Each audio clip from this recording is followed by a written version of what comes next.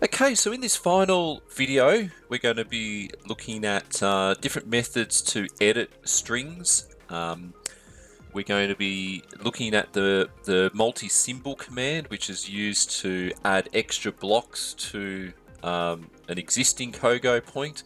And in our example, we're going to add blocks to this particular tree point, and we're going to use the parameters from the code here, the description, to scale the block. So we're going to have a look at that. We're going to have a look at KML export. So all our strings and points can be exported to a KML file and viewed in Google Earth. We're going to have a bit of a look at toggling on and off the text for Kogo points. Maybe you just want to show the symbol, or maybe there's you just want to show the point number. So I'll show you how you can do that. And then we'll add a table, output a table, and then we'll have a look at creating some viewports in Paperspace and scaling the Kogo point to the correct height. So let's have a quick look at string editing.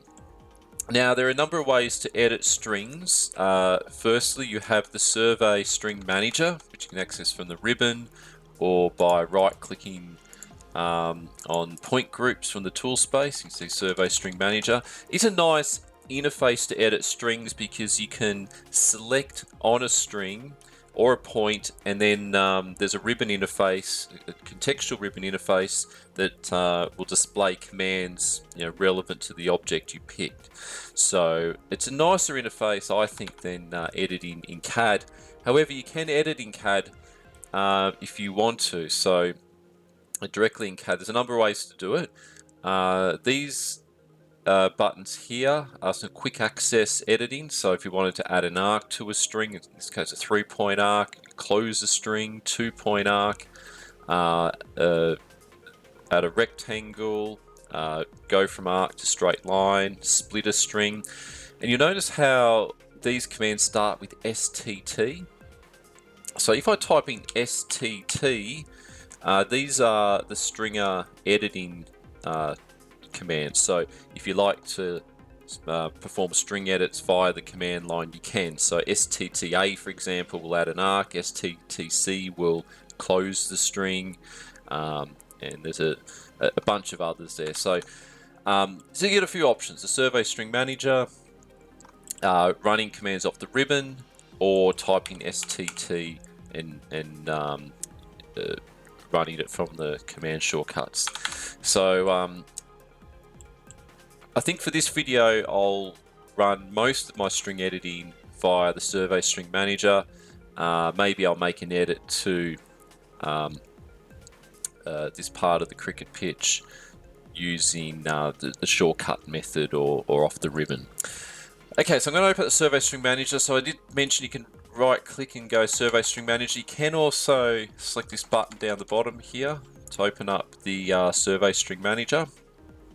And the Survey String Manager looks something like this. So firstly, let's just go through the interface. So the ribbon up the top, the Home tab, so we can refresh the display. Live output, as we're performing edits, the CAD line work, the polylines will update. Update surface, dynamic update surface. So if you have a really large surface with lots of points and break lines, you might want to control when the surface retriangulates, because retriangulation can get a bit slow on massive surfaces. So you could opt to turn that off and just click Build Surface whenever you wanted to retriangulate. Settings are just some performance settings and a few other options like selection, color, and default display options. We won't spend much time in there. Now for our point display, as I zoom in, you'll see the labels for the points display, which is pretty nice. It gives you a nice clean zoom, a clean interface as you zoom. So as I zoom in, we can see the strings and the points, and if I wanted to control what I see, maybe I just want to see the point number, you can see we can just toggle those off, or maybe I just want to see the code. Okay, so you can toggle on and off the point display there. You can see down the bottom here my zoom rate is 5 currently, and if I go to the settings, if I wanted to change the level at which the points display, then I can change that number based on whatever I want, and then the labels will display based on that zoom. So we can toggle on and off the strings. We can set their thickness, maybe want them a bit thicker. We can turn the contours on. We can turn the triangles on. Having the triangles displayed is nice when you editing breaklines, just to see that surface update. Let's turn off the surface display for now. Under utilities, we can add an aerial image, so let's just do that. Pick our aerial image, and you can see that displayed in our view. AI solver, so we do have some AI technology to help solve out of order strings, and this particular AI solver will attempt to do the whole job for you. So if for example the surveyor out on site just didn't think about string numbers, and rather than just trying to do it manually, we could have AI try and make sense of what's going on with the strings. So there's some other useful commands in here, split by parameter. If you're an old Stringer user, we used to have a command called dot parameters, where if you had a string and you had a code that had dot, then the software knew to split the string at that point. So that's the old dot parameter. We can delete all strings based on their segment length. There's an auto numbering tool. And I spoke previously about the idea of replacing codes from alpha numeric to alpha. You can do it here, but I'd always recommend doing it before you got to this point of creating strings. And then the string parameters, which we had a look at in the first video as well. There's also crossing breakline tool, so this will tell you where all the crossing break lines are, and we will display badges in the view so we can see where break lines are crossing. And if you go to the list, I think it'll actually zoom to that point, so it tells us just the codes for the strings that cross, and then the coordinates for that. So let's just close that down. I think if I just hit refresh, then those badges will disappear. Edit codes is a really useful command. What this does is list all of your points, and you can filter this list by point number or the first code, second code. But the cool thing about it is doing multiple edits across or doing edits across multiple points, so I can highlight points in here and maybe override the code, override the string number, override parameters, all of that sort of stuff. So if you need to make bulk edits to your points or bulk edits to your strings, maybe you want to do a search and replace on a particular string, this is the interface for doing that. Edit codes or point code editor. The final command is delete all strings. So this will just delete the survey strings from the point group. So just remember that points and strings get stored within a point group, or particularly strings, they get stored to a point group, which means that for every point group you could have a different string set if you wanted to. So on the left hand side, we can see the current point group we're working on. So we're seeing the strings for this particular point group, but if you created another point group and had strings for that point group, then you could switch between the different point groups that contain strings, but we only have one point group. The string set we're using is the numeric string set, and we can change that or edit it. I wouldn't recommend doing that, but the option is there. On the left hand side, we have a list of all the strings, and if we click, we can zoom to the strings, And you can see we put a badge in for the start and the end, so you can see where the string starts, where the string ends. Now some of these strings have a blue background, and that is because they intersect themselves. They self-intersect. So this particular one, you can see starts here, ends there, but it's out of order, obviously, and there's 3 intersection points there. So any string that's blue, like this color blue, is telling the user that they intersect, and you probably should review that string. So that's also very useful, and you know, of course, the crossing break lines as well, to make sure we don't have any break lines that cross. So that's the left hand side. Now one useful option is if I say click on show single string, then it only, you can see it's only showing the string that I select, which I find very useful. Okay, but I'm going to turn show all strings back on. Okay, on the right hand side are the points for the selected string. So if I pick on a string, then I can see the points on the right hand side. Now there's a move up and move down, so you could if you wanted to reorder strings by moving the points in this list. So the order of this list is the direction of the string, and then we also have a renumbering tool. If you this version of Stringer doesn't renumber the strings, renumber the points based on the order of the strings. That's up to you to do if you want. So we will never change the point number, but we do have options to change the point number based on the ordering in the string. Okay, and auto number is another tool that will automatically renumber your points based on the position, the point in the, or the order of the point in the string. Now these lists on the left and the right, you actually run commands from this. If I right click on a string, I can do a reorder. I could perform some edits like deleting segments, joining 2 strings together. I can view the string properties and see what survey string style it used. Does it create 2D line work? What layer? Does it create 3D line work? What layer? You can change the arc to chord value, change the tangent sample rate, or turn on the tangent sample rate. This is for break lines if you want to add extra triangulation along that particular string. And then on the right hand side for the point, we can right click and access point editing tools. Maybe if I want to add a parameter, or swap codes, or things like that. So this is a window that you would keep open maybe on another monitor. So as I'm performing edits in here, I can see updates happening in CAD.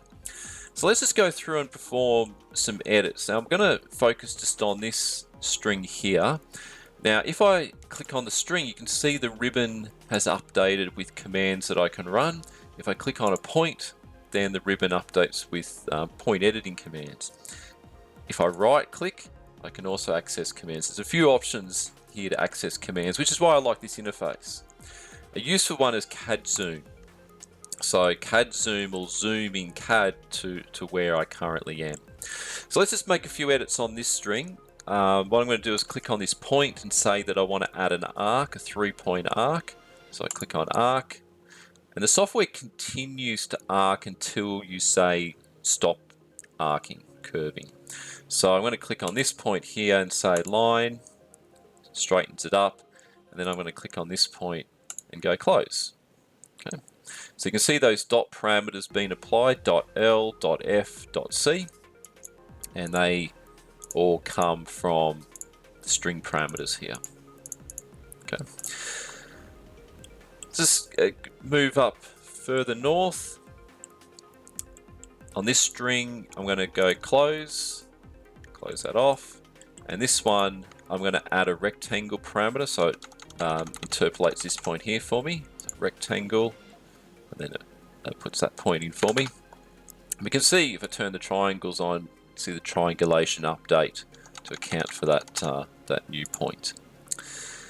So I mentioned, we saw up the top we had this out of order string. So I'm going to show you a few different ways to fix that. Let's zoom to that string. So if I click on the string, we can reorder by point number. So that's what it currently is doing. It's ordering by the point numbering. We could do distance to next, and we need to click a start point, and then it finds the next nearest point, and strings that way. And in fact, by using this method, it'll fix up our string. There's manual select, where you can just pick the points in order that you want, and then the string will form based off that. There's an AI solver, it just runs AI to calculate what it thinks is how the points should be strung. We can reverse a string, we can embed a new code, delete segments, delete by distance, so we can split the string up by distance, join strings together, reset it back to the start. So let's click on the commonly used edit, which is distance to next. So software asks us to pick the starting point, which is that one, and you can see it's reordered that point. Reordered the points so that that string now looks correct. Now, if I click on the string and go reset, it goes back to the start.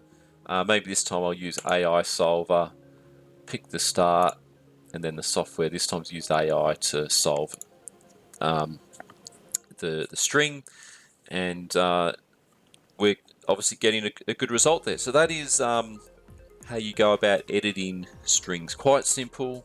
Pick on the string.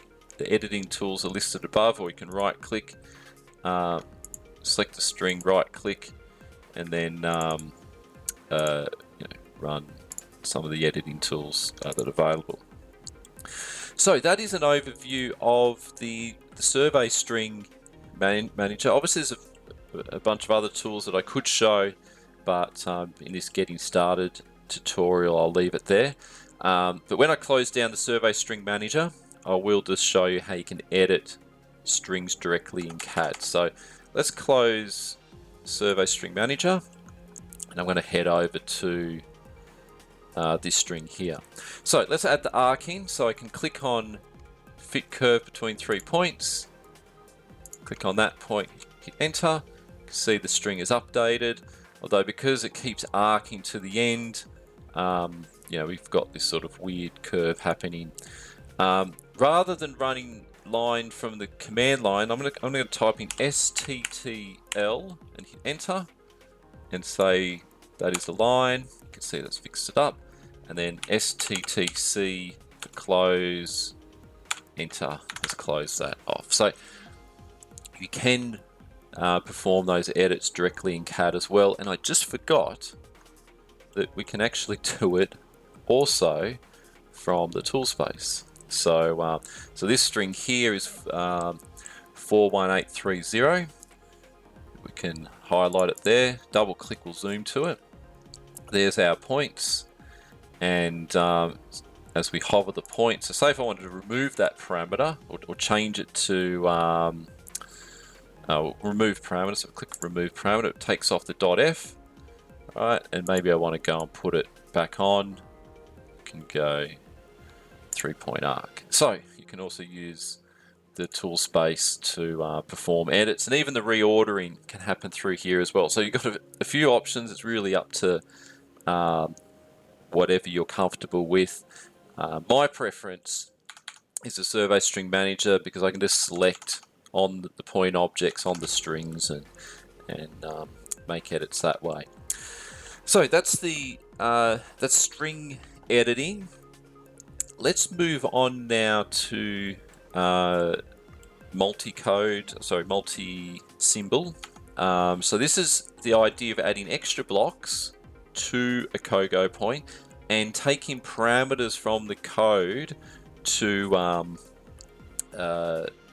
apply scales to those blocks. Now, commonly this command is used for trees where you wanted to add the trunk or the spread, and maybe you also wanted to add a 3D block so you could see that block in 3D.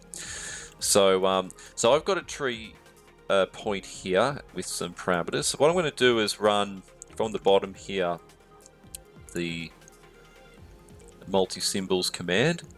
Now, there's a few ways to run this. I mean, I could go straight to add multi-symbol and fill out all of this manually, but it's much easier to use one of our default styles.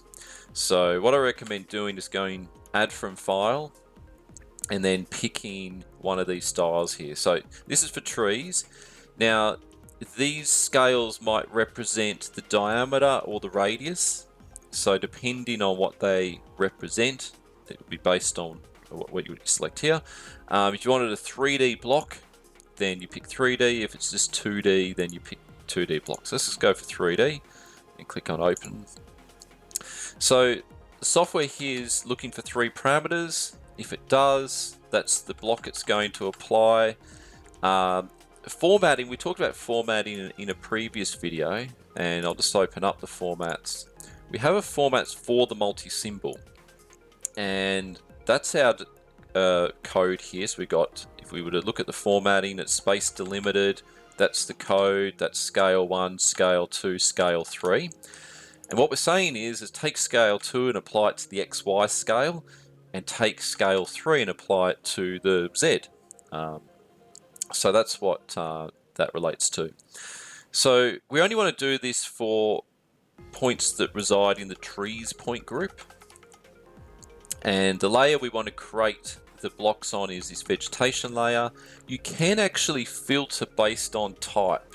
So the way that this could work is you might want different blocks for different types of trees. So maybe you had a parameter that represented the type of tree you had, gum, oak, or whatever it is. And so based on that type, you could have a different set of blocks being applied. So you can actually go to quite a bit of detail on this. I've seen this setup used for signage, where based on different signage that was picked up, we'd put a different block symbol for that signage. So the code was signed, but we had a different type for, you know, the different signage codes.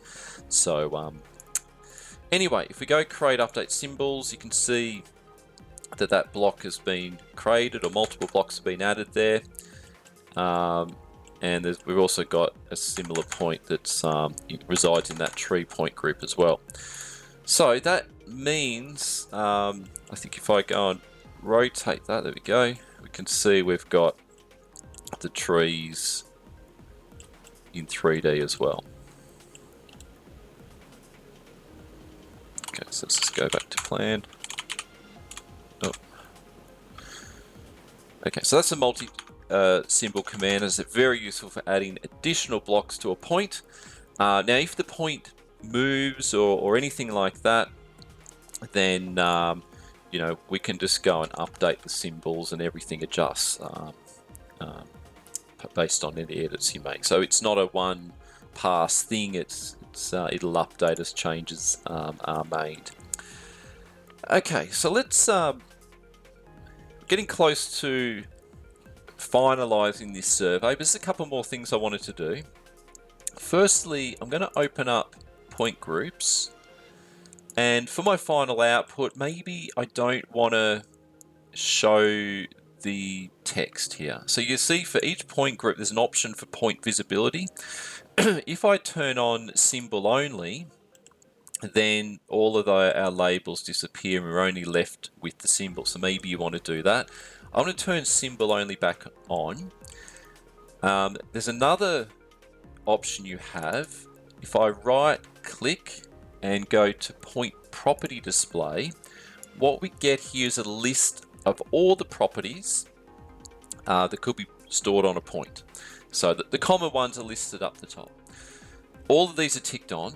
So maybe I didn't want to show the description and the elevation. So turn off code, turn off elevation, update display, and then we're just left with the point number.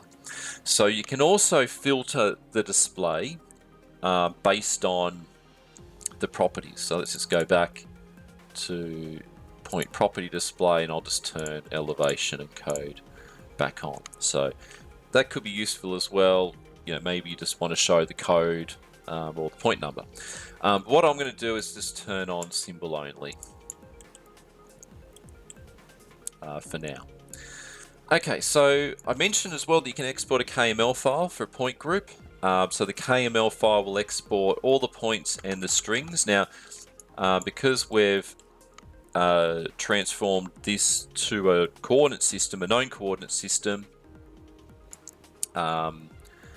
we should be able to position this correctly in Google Earth. So let's go and run this button, which is export KML. And then we need to set the coordinate system. So this is Australia, and I'm pretty sure it's MGA 54. So click on apply. I'm just going to put this file on my desktop. I'll call this one footy oval. Select save, so it outputs a KML file. Footy oval. Save. Okay, so it's going to open up Google Earth automatically for us. So obviously you need to have Google Earth installed, and then you can see it zooming to the location for us. So this is the footy oval in Google Earth. And the cool thing is we can see it in context. So there's the ocean. I think it's actually a school oval, school sporting oval. Okay, but we've got all the points and we've got all the strings. And the cool thing is, I mean, you could give this file to a client if they want to see the survey or the strings and the points in Google Earth. I know some users who just like to store these KML files as a place, as a way of tracking, the surveys that they've done in a particular region. So within Google Earth, you can customize things like the symbol and a bunch of the styles, but we won't go into that.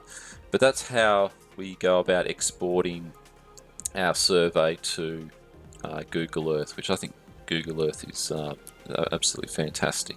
Now, depending on the area, the imagery might not be as accurate, so there might be, discrepancy between your points and strings and the aerial imagery, but it still gives us context.